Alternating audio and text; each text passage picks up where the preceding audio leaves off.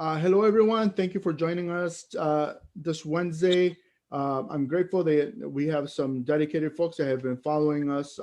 This is now our 12th webinar that we've hosted after the unfortunate situation that's present to us, which is the whole coronavirus. And actually, we've also had 14 online happy hours, so I'm happy about that. Since we can't meet and congregate in person like we're used to it. I'm very happy that we have subject matter experts that want to participate, their lender time and their lender time to give us some insight into what's going on in their industry and what's happening now. So I always want to start off by having some opening remarks. There were warning signs that the economy was going to be volatile this year. Most people expect volatility in the economy surrounding a presidential year, and bearish financial experts kept alerting us that the record-setting bull run couldn't last forever. However, no one could have predicted that a pandemic would upset every aspect of our lives and throw both the job market and the stock market into crisis territory. If you're wondering what's next, you're not alone. I want to thank today's panelists as they represent a distinct set of values and insight that make them leaders in their industry and have taken precious time of their busy day to share their financial insights on the new normal of living we are experiencing. Please keep in mind that the content discussed in this webinar is for general information purposes only. You should seek from an individual financial advisor information and advice that is tailored to your specific needs. So, dear attendees, let's begin by meeting our featured guests. So I'm going to go through the list, and then if each one of you, if you can tell us a little bit about what you do and what your position is and what your role is there and what organization you represent. So we'll start off with Steve Bernas, who is the president and CEO of the Better Business Bureau. Thank you so much, Alfonso. Thank you for inviting me today. As Alfonso said, my name is Steve Bernas. I'm the president and CEO of the Chicago and Northern Illinois Better Business Bureau. Short time there, only 32 years. I've been with the organization, and what I do is basically set the strategy for the BBB and carry out the mission of the organization, which is over 100 years old. Our seal is a seal of integrity and honesty, and for the organizations that do it right, and it's a sign of a better business. So we provide education to consumers and businesses both in the buying and selling in the marketplace. Thank you, Steve. Next is Luis Amaya, who is the Senior Vice President, CIT Product Management at Northern Trust Asset Management. Alfonso, and hi, everyone on the call. To those on the, I guess normally we'd be sharing a stage, but obviously we're sharing a screen today. So thank you for giving me the opportunity. I work at Northern Trust in the asset management arm of the business. Our focus, or my team's focus, is really the oversight of our investment, the CIT investment product. So those are more commonly known as the institutional type funds, typically used for your pension or defined contribution 401k type of plans. Thank you for setting this up. This is probably the first time I've worn a button-up shirt in about 2 months, so it was hard to get used to. I wanted to wear a tie, but it's getting a little bit too tight up here. But once we get over this epidemic, I swear I'll be tie ready. There you go. Yeah. So our next featured guest is Marty Maugh, who is the Senior Vice President Wealth Management at Morgan Stanley. Welcome, Marty. Great. Thank you, Alfonso. So my background, I started in the banking world for a number of years on the credit side. So I did a lot of lending money to businesses and wealthy families. And the last 15 years I've been at Morgan Stanley. I run a team there, and we focus on basically financial planning and any aspect of it. We're basically risk managers at this point. What's going to hurt our clients, what's going to blow them up. But we spend a lot of time with them on the financial planning side, and then ultimately we do the investing for them as well. It's a tough time right now. So this is a great webinar, and looking forward to discussions. Thank you. Thank you, Marty. And actually, I was going through the website and I saw some pictures when you joined us like 10 years ago. Yeah, That right was when you were pretty- starting, right when you were Yeah, starting. that was pretty awesome. So thank you for being such a good friend and being a wealth of information that I think that we all need and your actually your insight it's very much needed, especially in a time like this. Makes sense. Next up, we have Rodolfo Medina, who is the president of Second Federal Bank. Well, first of all, Alfonso, thanks for keeping these webinars going. I mean, they're amazing and they really, bring a lot of information and a lot of people together. So start off by thanking you first. So yeah, I've Rodolfo Medina, the president of Second Federal. I've been in banking roughly a bit over 20 years, most of that time, and the retail and the mortgage side of things. The past 7 years, I've had the honor of being the president of Second Federal, which has really services the Southwest side of Chicago and has made a name for itself, really serving the Latino immigrant families. It's just an honor working there really every day. And I oversee the branches, commercial, and all the lending, commercial lending, consumer, and part of Wisconsin too. Yeah, and we've been able to collaborate up in Milwaukee, so that's great. And you represent such an important sector of business for the state of Illinois, the second largest tax revenue producing sector for the state of Illinois. So it's you're right in the heart of it when it comes to finance and what businesses are small businesses are experiencing right now. So thank you for joining us, and I look forward to hearing your insight. And next we have Nora Renteria, who's a risk manager at BMO Financial Group. Thank you, Nora, for joining us. Yeah, thank you. I'm looking forward to this. So I'm a risk manager at BMO Harris, which are parent, of course, our corporate offices in Canada. And our team oversees different departments, their operational risk factors. So we have 17 risk factors in the financial industry, as far as fraud, human resources, as far as compliance, and certain lines of businesses are assigned to us to oversee to make sure that the things are getting done or provide suggestions, work with auditors, internal and external, and tap a little bit on some of our Canadian business as well, but mostly in the US. But thank you for having me. Sure, and thank you for joining us. Is that San Francisco or is that the Brooklyn Bridge? That's a little San Francisco. Thank you. So let's start off, since we got through the first question, which is telling us a little bit about yourself. Let's dive into it. Should people sell, buy, or stay put in the stock market during the coronavirus era? I think that's one of the primary questions, is that people are that one of the basic fundamental questions, since what should they do? Should we have faith in the stock market, or if we have individual stocks that we've purchased, is this a good time to sell? Whoever wants to take the question. I'll go. So the answer is typically you will hold your portfolio for the long run. Almost 75% of the time, the S&P 500 is up over the years, the many years that it's been in place. So if you're a betting person and you can stay put and you don't have financial pressures, cash flow needs, I would stay put for the long run. I know personally, I have not saved what I have in my accounts, and it's because I've let them ride for many, many years. So you're saying stick to the plan. Stick to the plan if you can. I mean, if you're tight, if your cash flow's tight, you could turn off your 401k if you've got a 401k for a short time frame, so that you've got extra cash coming in on your paycheck. I think the key to anybody, and I think the panelists would all agree, you need to have 3 to 6 months of savings put aside. And that should be your goal primarily before you even start to invest. It's really important, because then you can weather storms like this one.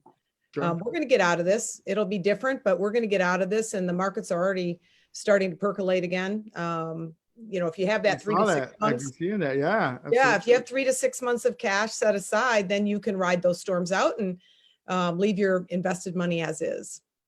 Yeah. So, so you say, turn off the contributions, but don't take advantage of the, taking money out without penalties.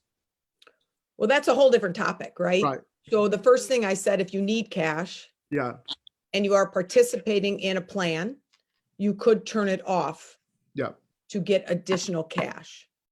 The idea of, yeah, I think that's a totally different question, whether you actually pull money that's in there out, that we should, answer that later, I think. That's a good Perfect. question. And that is next. That's another question. Yeah. So I jumped ahead of Thing, it. But ask Luis what he's got, Yeah, I was just going to say, I echo what Marty's saying. The only thing I would say about the contributions to your 401k is if your employer contributes, but you have to contribute a certain amount, obviously try to, if you can, keep that minimum amount.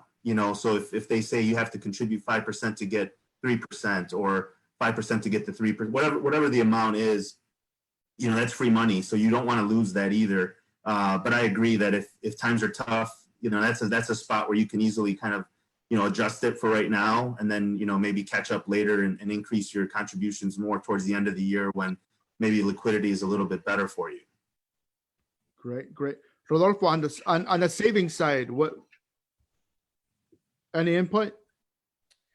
Well, look, so something Marty said earlier was something that I had in my talking points. Families should have, 3 to 6 months of expenses saved up. That's been the rule of thumb. Some people say 6, some people say 3. I mean, but that's a rule of thumb. You should have savings for living expenses. That's how you measure your wealth, how much money you earn. Most Americans, can't live 1 month without a paycheck. I mean, that's a fact.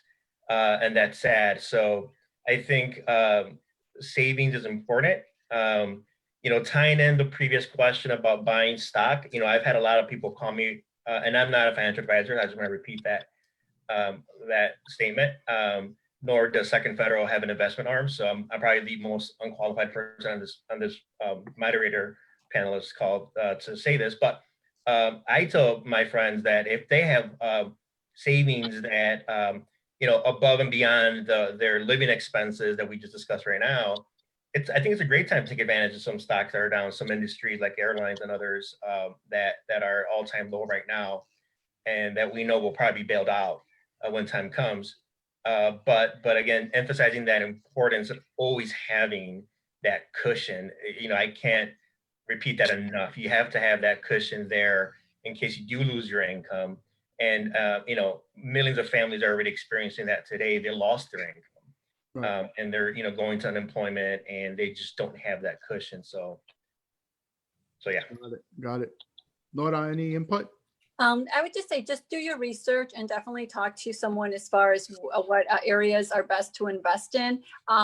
As other ones mentioned, some of the stock is low, and I know from a lot of friends and discussions, it's like, where is it best to buy in the health industry, in the airline industry? Will they come back? When will they come back? So just, really do your research and be able to maybe buy something low and then, but write it out. And as far as, the 3-6 months, I think in the old days, the norm was like 3 months. Now that we're seeing this pandemic and how different states are extending their stay at home and the large unemployment rate, it makes you start thinking like, well, 6 months is probably a better cushion these days, because there's a lot of people that are unemployed presently. So I guess we kind of lead it on to another question, which is similar. Can you build an emergency fund in an emergency? You just have to find ways of doing it. I know the government was giving for some that qualify that stimulus check refund that was going on. I know $1,200 to whatever amount based on if you have kids or not was given. It's not going to save you your salary, but maybe that's something to save on. Definitely cut cut back on things. And obviously we're cutting back on things already, right? Because we're not going out, we're not doing going out drinking or eating or valet parking and all these other activities. So that's another area for us to trim down, to be able to save some money and set it aside, along with memberships. I know a lot of us have gym memberships, and our children have music and so forth and so on. With that being on pause right now, that could be another avenue to kind of save and stock a little money, save aside a little money for the current present time. Got it. Alfonso, if I could just jump in and Sure. just echo something that Nora just said. There was a report recently, I forgot, CNN, one of those big ones, that talked about, and this was prevalent amongst millennials mostly, but most people don't check their statements anymore, credit cards and bank statements, and the recurring fees of, the Netflix and the Hulus and all these services that we just sometimes don't even know we have. It was an astronomical amount of money people were paying every year, and they didn't even know they had these services. So I think the days of people balancing their checkbooks and against their statements are done and over with, especially in the new generations. So I think that going back, pulling your statements, reviewing them for any recurring fees, recurring charges you might have on there can save you a lot of money. I know personally, I've cut down a lot of the streaming services. I don't need all of them. Right. Just to dovetail on what he said is, additionally, consumers, and I've been dealing with consumer complaints for over 30 years from consumers who are in financial trouble, is one thing suggest is to write out what you spend your money on. As he said, Rodolfo said, is go through your statement, but write it out and group it together. You use a professional package and put it together, or do it yourself and see how much money you actually spend, not only on the recurring fees, but how much you spend on restaurants, takeout, delivery services. And then you add it all up at the year or 2 years of it, you'll see, because most bank statements, you can go back 2-3 years online, you can see how much you actually spent. And people are really amazed that they spent this much on takeout food or spent this much on the delivery services for the food when they could have got it themselves. And then if they total up at the end of the year, they realize they could have saved a lot of money. They could put that money away for emergency fund. Yeah, another thing to add is the insurance companies, right? The insurance companies, that we've been seeing a lot of publicity, and where most of us are now work from home, or people that have been laid off, or other people. But as far as maybe reducing your insurance for temporarily, because you're not on the road a lot. Yeah, and maybe those are things that if they're not outright, the insurance company isn't outright doing it, maybe it warrants a call. Call and saying, hey, I did. I got something from American Family, a $50 reimbursement for because of the situation. And I'm like, I was waiting, and it said one time. So I said, wait, I keep hearing on TV that, companies are reducing 10 to 20% on some of them. So I called them, and he was nice. He was like, great, let me review it. And it was a reduction of amount on my monthly payment until I'm back to the normal standard. Yeah. So a lot of times it's also being proactive, right? And especially now, I think we have the time to really sit down and look at these bank statements and go, because they happen. And it's no surprise that they happen in the middle of the night, right? When the money is taken out because you're sleeping. They know you're not going to be looking at it at that time. So, that's definitely why they do it at that time. So, but yeah, definitely it's a good time to really take a look at the statements, but really take a look at your lifestyle. I think in some regards, because this is I agree with Marty. This is temporary. I think we're going to go back to somewhat of a normalcy. May not be the same, but right now we can save some money because we're not out going entertaining. We're not out and going to some of our favorite restaurants, which it hurts me that they're hurting and this is going on. But I think by supporting them by doing takeout is a way to help. But there is money that is being saved from the drinks and the entertainment and just living being in a professional atmosphere. Some of those things are necessary for the things that we do. So if we can save some of that money and find it, put it to use in some resourceful ways, and I think we're we're gonna come out better for it when we're ready to integrate and socialize and be ourselves again to some degree. So my next question, how can Americans protect themselves and their finances from fraud or scams related to COVID-19? Are there scams happening right now that we should know about? Here, Steve, take it away. Yeah, this is my area of expertise. I think there's scams in every industry, but what we're really seeing right now, two things that are most important is that a lot of fake websites out there. So consumers and businesses need to realize that these organizations out there some are fake. You have to do your due diligence on them. And just because you don't find anything on the internet about them doesn't make them a good company. Our scam tracker report for April was off the charts. So 90% of our complaints filed in April to scam tracker across the nation in North America was on fake companies, fake websites. So consumers need to understand that who they're doing business with and do some research and just don't follow a link on those particular ones. But the biggest scam we're seeing right now, besides the no mask or fake mask organizations, are puppy scams. People don't realize how many puppies are bought online from breeders across the country, across the globe. We did a study, the Better Business Bureau did a study in 2017 on this problem. It's a growing problem, but especially because of the pandemic, people are home and looking for companionships. We had 371 reports in April from consumers who lost money. One of them last month was $5,000 she lost in purchasing a puppy online. There was no dogs to be found. So consumers need to be, and businesses need to understand that there's a lot of questionable companies out there, to please do the research on them.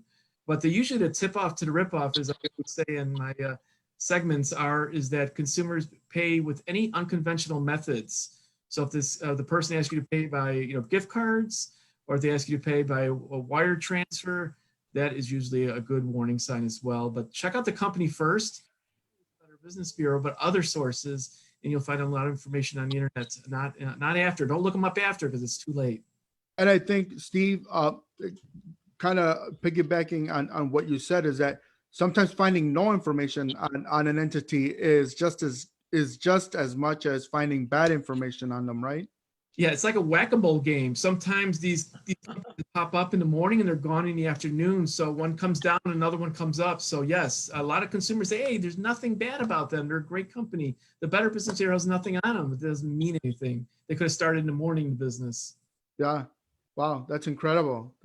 Anyone else wants to financial scams? Yeah, I was gonna say, keep an eye as far as, things like this happen to all of us, to parents, especially to parents, but also to, non-parents. But I know we deal a lot with spoofing, where you get a phone call or a text message or a phone call from somebody from a company or that you actually know, a legitimate company, but that telephone number is only being borrowed or stolen, of course, because it's somebody else calling on the other line, saying that pretending it's them to be able to have you wire or send money or some sort, or get even more information on you as far as Social Security and other things. And always keep an eye on your passwords. Change them as frequently as possible, and don't make them so easy for somebody to guess what they are either. Got it. Yeah, I actually go ahead. No, one thing that Nora said is really important is that caller ID can be changed and manipulated by a scammer. So it's this cheap program on the internet that they can purchase. So I could have my phone ring your phone. It could say Naperville Police Department or the IRS. So consumers and businesses need to know that too, because businesses are scammed just as much as consumers are. I've ended up calling myself. I see my own number on that. I'm like, whoa, this is not legit. So I would watch out too for I don't know I don't know how many of you have older parents in their late 70s and 80s that live with you. But we have my dad had a situation. He's 87, and to you all he would seem like a normal 87-year-old guy, but he's starting to lose his short-term memory, and he actually did leave the house after answering one of those calls and giving the guy everything about him. And he ended up going to Target, and this was just a month ago, going to Target, and we called the police, and because he was going to Target to buy gift cards for this guy. And the guy had him basically very nervous and it was that the guy wasn't going to get paid and he was going to get fired because he did a bad transaction on a computer that my father bought. My father can't do anything on a computer. So, so we got the police involved. But the other thing I would say is paper statements. We're all, anybody that's in the financial services industry now, we are trying to get everybody to migrate to online services, right? So everything is done online because companies like Morgan Stanley, like Bank of America, every bank out there, all the regionals, little, big, we all have great technology that has wonderful security aspects to it. And the new scam is the paper statements. So if you have older people, and I'm saying that because the younger generations do everything online, their fault there is they don't budget. They don't know what's coming through. Like we just talked about, they're coming through on their statements. They're clueless. The older generation knows every single solitary penny. The octogenarians, the 80-year-olds on up, best budgeting generation anywhere because they lived through the Depression. And they heard around a family table at dinner time on the radio that they were running out of money. So that generation, they know where every penny is, but they get paper statements still. And they had to write out a check. And they have to write out checks. Yeah. And they can't deposit checks. Yeah. So if you have any family members that still do that, the new scam is getting those statements out of the mail. They steal the mail, basically. True. How about, and I wanted to ask Luis, when it comes to, that financial, in the financial arena, are there any scams that we should be aware of in regards to, maybe some investment vehicles that, we'll see advertised that come through, through our email, or even we see on TV, and maybe this is a little bit too good when they're promising returns that just do not seem ordinary. Yeah, I mean, I haven't heard of anything specific, but obviously be aware of what's coming into your inbox, and if it's too good to be true, it's probably not real. I did that ancestry DNA test, and I have family from Africa. Doesn't mean I know a Nigerian prince that's going to send me money if I send them money. So just being aware. I actually like Marty's comment around the, your family, right? My parents, for example, I'm kind of monitoring their situation a little bit more closely, just because, it's easy for them to get a text that they could click on a link, and then all of a sudden, they've given away all their contact, giving something away where, I tell my dad and my mom, don't answer any calls that you don't have them on the caller ID, and don't click or respond to text that you don't know, similar to what I tell my daughter. So, it's just being aware, but I haven't heard of anything specific to, funds, but I wouldn't be surprised if there's something out there. I know I usually the spam filters within the email system are pretty good, where they block a lot of that. So, it's just one of those things, just be aware of what's coming in, and again, if it's too good to be true, it's probably not a good thing.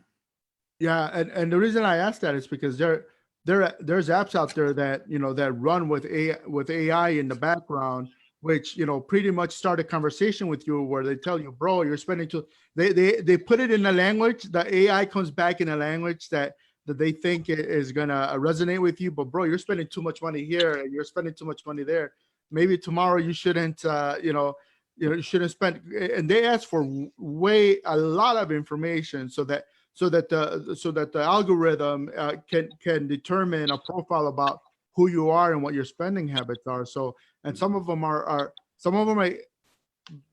by the rate of users that they have, I'm assuming that they're legit, right? But again, that's one space where right now I see that there's all these apps with AI in the background, and I'm like, well, I'm giving you way too much information, and you know too much about me.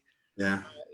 Which is good, I guess, for AI, right? That those are the reasons for it. But sometimes you kind there's this little skepticism there, and sometimes for me, at least I tried one and I had to uninstall it because it was a little spooky.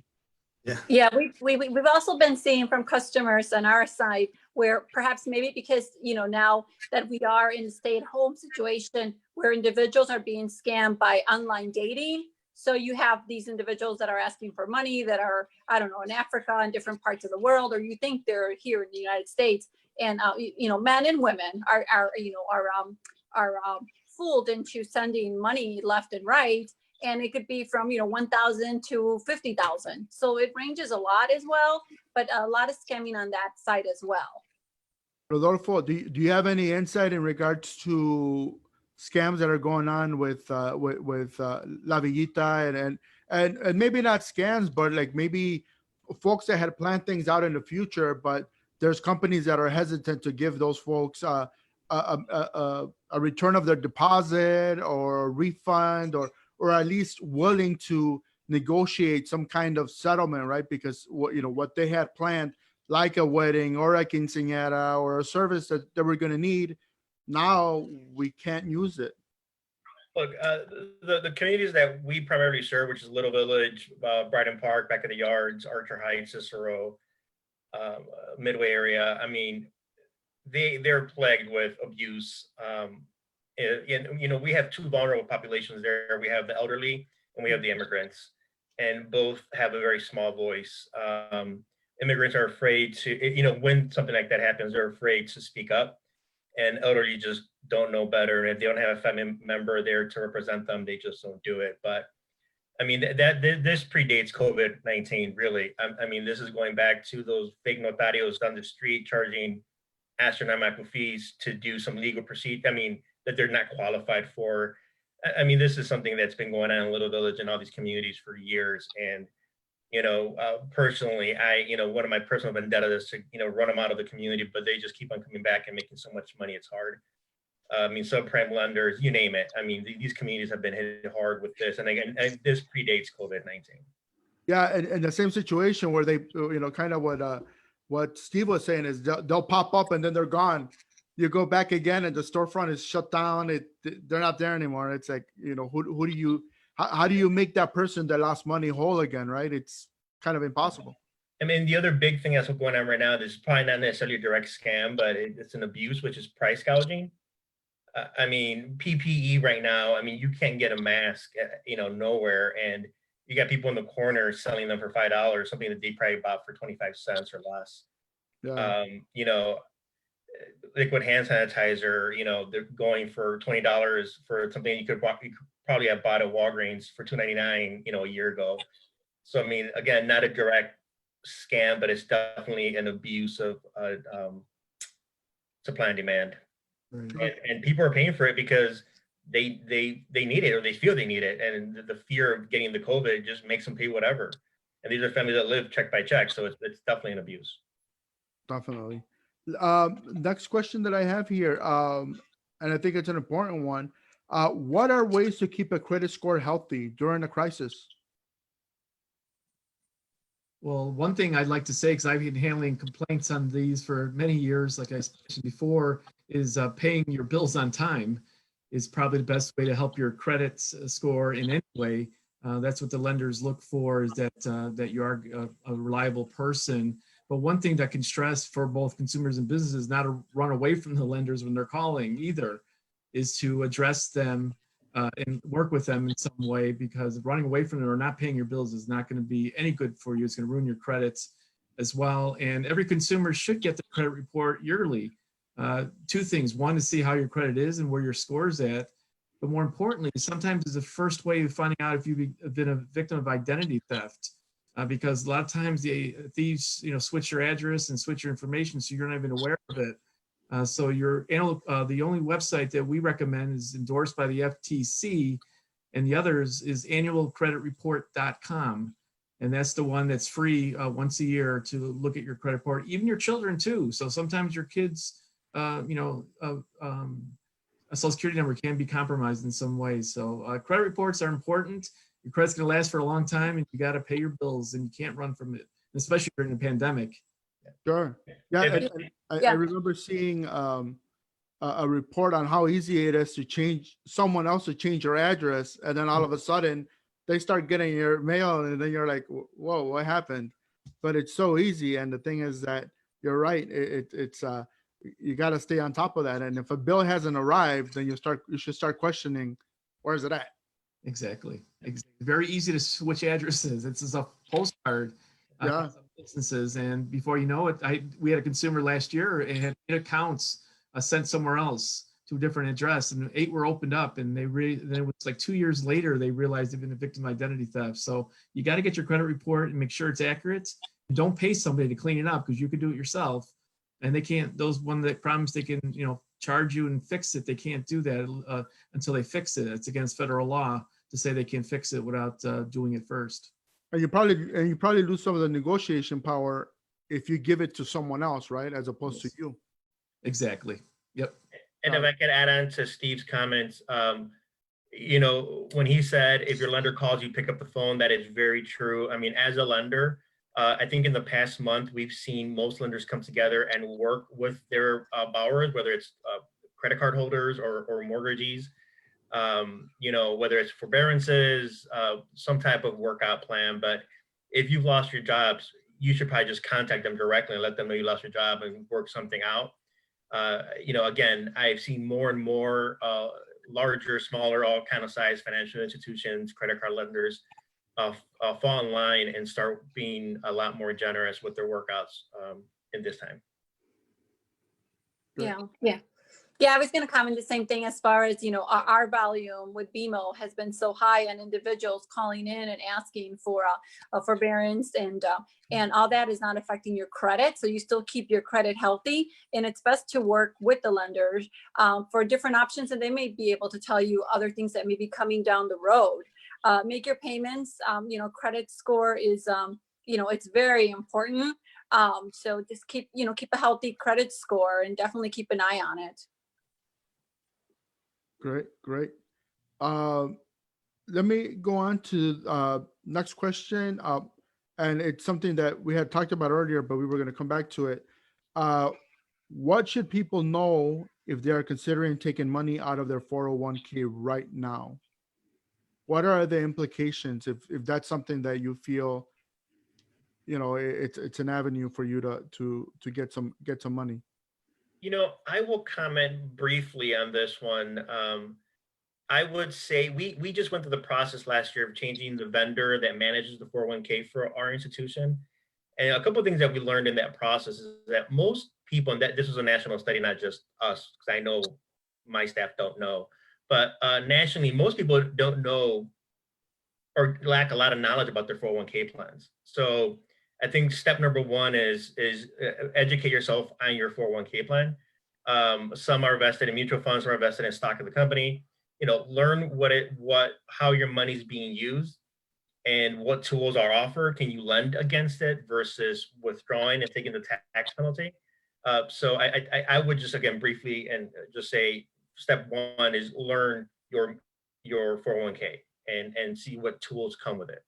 Yeah, good points. And to add to that is definitely check on it, because usually they do have different two options as far as borrowing against it for a low interest rate versus withdrawing. But I've also been reading, and I'm not an HR, but I also I've been reading a couple of articles as far as, because of the coronavirus situation, you could withdraw without a penalty or a smaller penalty. But I don't know if that applies to all. So that's something that I've been reading about, just because a friend of mine was looking to withdraw some of her 401k about a month and a half ago. But something to, check with your HR or really research to determine, and you may be able to, but that may be kind of as a last resort. I mean, you want some savings, you want some money, you've been working hard for it. And if your company's matching it, that's free money coming in. So definitely something to think about seriously. Yeah, and I guess I would add that, kind of like what we talked about. If you are in a position where it's very difficult and obviously you're desperate for some kind of income to come in to, make bills, obviously there's a lot of options out there. There's a lot of flexibility with a lot of the utilities or, creditors or whoever, work with them first. But if you are in that position, realize there are penalties involved. I was actually listening, I think is it Suze Orman or I think that's her name. She's a financial person. I'm not a financial advisor, so don't take this as I would ask someone else for better details. But I had heard that if you're in such a desperate situation that before tapping into something like a retirement plan, you know, if you're that desperate, there's bankruptcies don't actually allow them to actually go into your retirement plans. So if you're in a situation like that, again, I'm not an expert, but this is something I just heard where they said as if you're really desperate for money, that's an opportunity to maybe save or, you know, block your retirement savings, because right now you might think, oh, I need it now, but you know, depending on your age and how much longer you have before you retire, that you're going to need that money at some point. So you know, always be careful with that. But again, you know, seek, you know, professional advice on that, and you know, as Nora mentioned, obviously there's loans, right? So if you could take a loan out right now, is probably not, although the market has bounced back a little bit, but obviously if you take money out, that money's not invested anymore. So you've essentially taken that money out. So if the market starts to, you know, go up again, now you're buying back at numbers that are much higher. So you're not getting as much shares. You know, I've looked at it the other ways. If you have that flexibility, right now is a good time to maybe start buying back a little bit more if you could in a retirement plan, so that you have that money later on, you know, in towards your retirement. Yeah, I think also with the CARES Act, if they put in some provisions, you need to look at the loan versus just with outright withdrawal. As Nora said, I think they're looking to, some of the penalties are waived. You'd have to check that, but with the loan, you have to repay it, and there's an interest rate attached to it. If you just withdraw, yeah, you've got to pay the tax, but you don't have that kind of payback cloud over your head, and you're not servicing the debt with an interest rate. Also, you can pull out of your qualified programs. You can pull money out today and replace it within 60 days. You need to read the details on all of these IRS rulings, but you can pull the money out, and in 60 days, if you replace it, there's not a tax ramification. So it could be a short-term need again. And if you think things are going to look rosy in 45 days, you could pull it out for the short term and then put it back in without any tax hit. well, some of the PPP loans, like the early ones that were given out, I mean, that timeline is coming up to now. You got to start paying it back. So I think it's in actually next month. Some of those nights, yeah, you got to start paying those back. So a loan is a loan; it has to be paid back. Yeah, if you can avoid loans, that's a good thing. Definitely. So, you know, my next question is, how about if you're on the other side? Let's say, for Americans, working from home and living in lockdown has meant being able to save some money. So is right now a good time to invest? I mean, you have dual income, families, professionals that make good money, like I mentioned before, and everyone has reiterated, we're not going out, we're not spending, so much on entertainment and things like that normally would be a cost of living for us. So, I mean, as Luis mentioned, and you did too, Marty, that, the stock market, it is making a bounce back. Is this a good time to look at some undervalued stocks?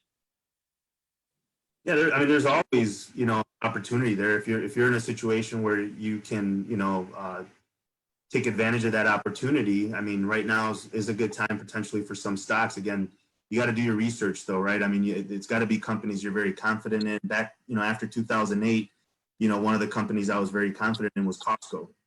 And Costco, has been steady for me since I bought it back in 2009. So I'm, and right now, obviously, there's still one of the stores that people are going to, and just doing your homework, and making sure that you can do that.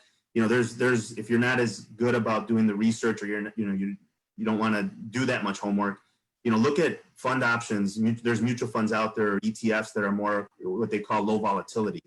So these are companies that are going to be, less volatile, especially in this environment, right? Because right now, if you're trying to play the market, it's volatile, and you got to have a stomach for it. So I wouldn't recommend just going in to start buying stuff to buy stuff. You got to really do your homework.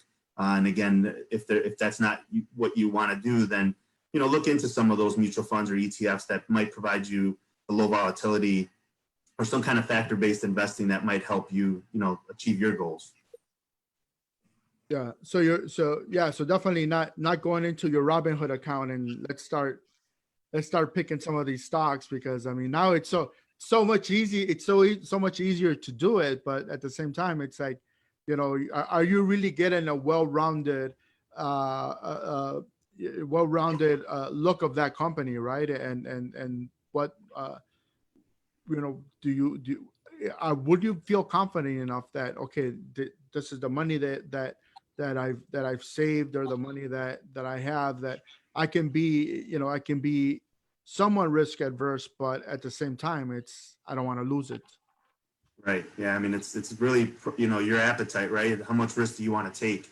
You could build a small portfolio of maybe some, again, it could be stock, or it could be just funds. There's a lot of, I mean, I've read, I don't know myself, but I've read that, they're not recommending investing in index type products because, again, you don't know what's going to happen. But, as Marty pointed out earlier, if this is a long-term investment and you're just adding on to what you already have, then, I mean, the S&P 5 has been up. So, the market will bounce back, and, might take a year, 2 years, but, buy what you want to buy, and then stop looking at it daily. That's the main thing. It's kind of like weight loss. You don't want to check your weight every day, right? You want to give it at least a week so that you can see some progress versus, every day. Sure.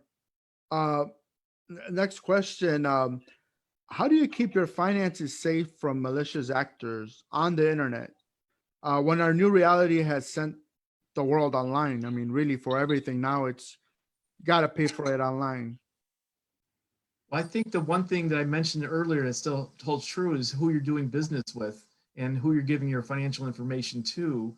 So many times have mentioned, and people like Marty's mentioned, her father, unfortunately, happens to too many people offline and online, but a lot online now, because that's where all these scammers go and that's where people are at. So holding up, never giving your financial information to anybody unless it's really required, but you should be the one making the call. So nobody's going to call you out of the blue and have you do something. And a lot of the scams we see at the Better Business Bureau are things you have to do within 30 minutes.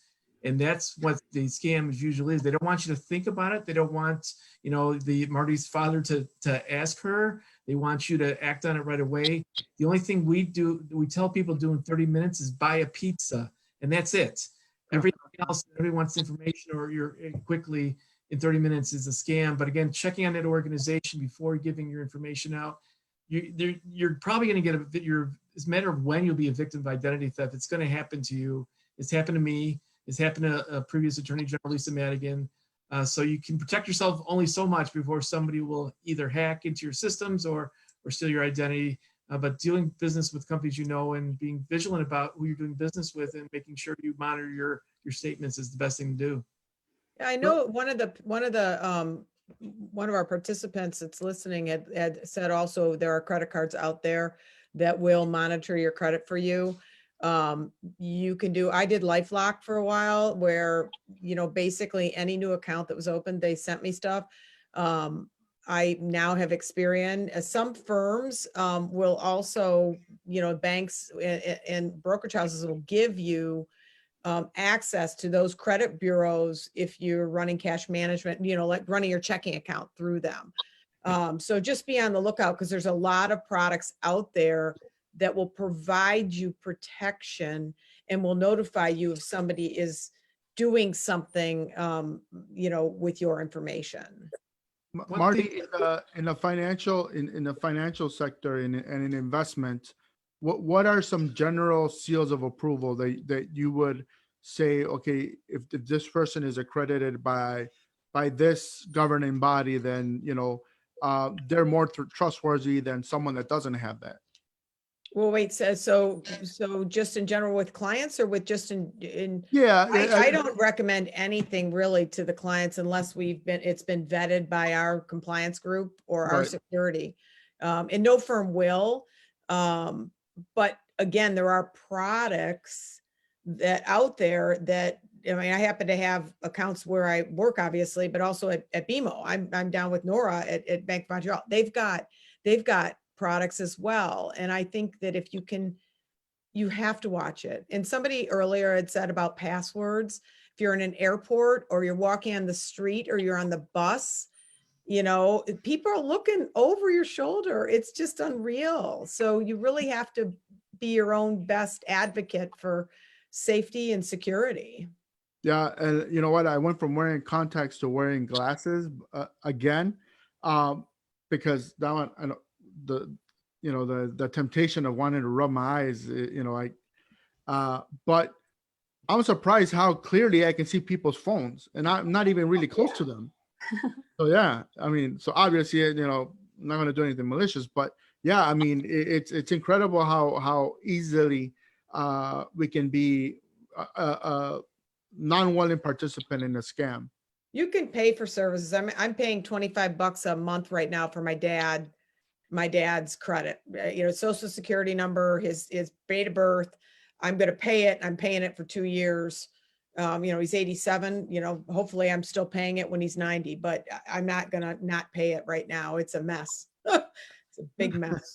Yeah. And that's the one thing about, having parents that are elderly is that they're so, they're more susceptible to scams and things that they watch on TV, and some of them might be legitimate, but then you cringe at how they were reeled in to give them money, and even then, these are reputable non-for-profits or reputable charities, but I'm like, the methods that they utilized, I had that experience with my mom. My mom wants to give money. She sees a child crying on TV. Here, I'm gonna send them money, but it was one of those things of how they went about it that really it got my blood boiling. I mean, obviously, I researched it. After what she had told me that what she did, and I felt bad, right? Because it actually, she started crying, and because of the fact that her heart was in the right place at the moment when she saw this this ad on TV. But the fact of the matter is that I think sometimes it's we don't want to hurt our parents' feelings, but sometimes it's better to be overly cautious than for them for their credit and their name, their good name, and their identity to be ruined. Right, because it's going to come down. It's a family problem. Exactly. It's not just the problem of your parents. Right. Something happens to my father. My father's at Target buying gift cards, and he's calling the guy, and he's already given $1,000 away. That's $1,000. It's never coming back to our family. So if he needs medicine or if he needs whatever, so it's a family problem, not an individual problem. It really is. It's the roof over your house. But it's getting the family members to talk about it. That's the hard part. They feel they want to be independent. They don't want to talk to their, sons or daughters about it because they can make their own decision. They don't realize they're losing their short-term memory or any of those things. So I think it's imperative of us, children, siblings, to take care of the parents and the elderly, to watch over them, even though they feel like we're being, pushing over on them and trying to get in their business. But you have to, because if you don't, the scammer will. Marty says that exactly true. Somebody will be there to take advantage of you, to separate you from your money. But one thing I wanted to share with the credit report, if we suggest, the Better Business Bureau now suggests you locking your credit report down if you're not going to use it. And the reason you lock it so nobody has access to it. And the recently passed law where there is no charge for this, or to unfreeze it as well. In the past, there was a charge. And the reason you lock it so then nobody can just walk into a Kohl's and open up a charge account in your name. You'd have to give them that 4-digit, password. So that's something you should look at. Again, up to you if you want to use it or not. There's many services out there. There's no foolproof method, because that one CEO member went on a bus and put his social security number on it. And he says, we're the best company. You can't break into ours. And guess what? His identity was stolen, and the Attorney General sued him for false advertising. So that was a LifeLock CEO. Yeah, LifeLock CEO. He got he was on a bus with his social security number on top. Yeah. But again, they are helpful to some people. So, but you can do a lot yourself, and you can help your family a lot by getting their credit reports, locking their credit reports. And a lot of information is on our website at bbb.org. And we have scam trackers, so we can see the scams in every industry. So if you're buying a house, buying a car, automobile, waterproofing, whatever, look at our scam tracker, but investigate before you invest. I wanna hit a question that's in the chat. It's from Linda Martinez. She asks, what's a reliable source to get information in regards to stocks? Well, education. Yeah, Yeah. you know, what, I mean- what should she look at? Is there you know, some, you know, a website? Is the I used to think the Motley Fool, but now it's they're Yeah. pushing products now too. So it's you know, I There's don't a know. lot of people out there that will help. I mean, Linda, call me. I'll help you. It's education. And as you get older, you'll learn more and more. But to start, I think I saw that you were a graduate student. I was, Yeah. yeah, is that right? Okay. He's a graduate. I think it's a great question, and I think you're spot on to start now. Had I started investing and being serious about it in my 20s, I would have easily double the money now, if not more. And I didn't focus on it until years after I was out of school. So there are many people that will talk to you and teach you. It's sometimes easier than reading a book just to hear it quickly, how to do it. It's very confusing if you start to read. I don't know. One other thing too is I look at it, if you don't know anything about stocks or financial investment, is to look at a financial planner. There's a lot of individuals that have the expertise that can help you walk through what you're going through and set a plan for you. And a lot of times we've seen a lot of consumers, listening to people or tips, and that's not a good thing to do. If you don't know what you're doing, is please find somebody. And that great is the financial planners that we've worked in the past. And there's an association here in Chicago that can provide information on a planner that's licensed and they're regulated to help you and have the fiduciary responsibility to help you. Yeah, most of us, yeah, if you're a licensed financial planner, you belong to that group that Steve's Right. talking about, and you do have to, it's education.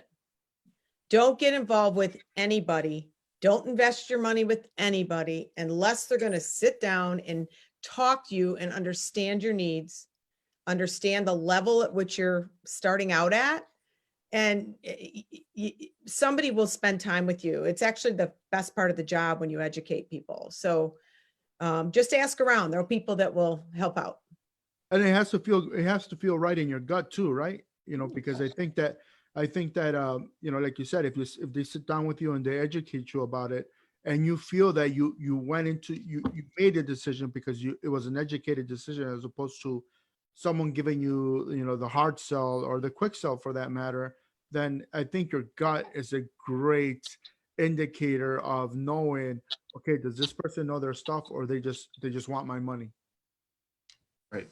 Listen to your gut. So many times we hear from consumers who say, I didn't sound right, and I went with it anyway. Your gut feeling is the best feeling in the world, and don't go away from it. Don't shy away from it.